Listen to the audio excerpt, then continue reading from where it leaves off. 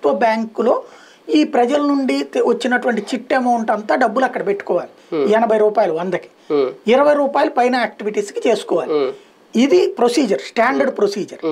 ఆ procedure పాటించట్లేదని case పెడితే ఆ తర్వాత చూద్దాం, ముందు వచ్చేసేసి అసలు పొద్దున పూట వచ్చి కార్యాలయంలోకి ఎంటర్ అవ్వచ్చా, రాత్రిపూట్ల కార్యాలయంలోకి ఎంటర్ అవ్వచ్చా, అసలు మా రికార్డులు చూడొచ్చా లేదా, దీని మీద విచారించండి అని చెప్పి కోర్టులకు వెళ్ళారు.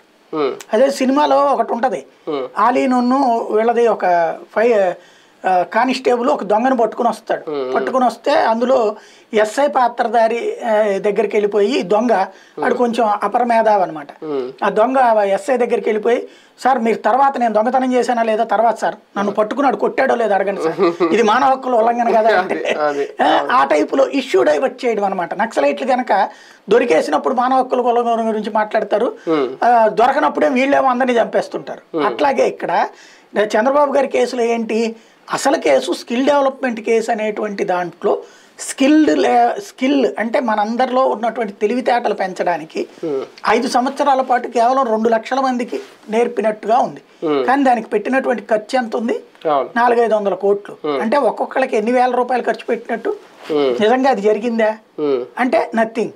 5 రోజుల పాటు నేర్చుకుంటే ఇది. నేను ఇదివరకటి రోజుల్లో 10th క్లాస్ అయిపోయాక మాకు ఇంటర్మీడియట్కి మధ్యలో గ్యాప్లో ఉండే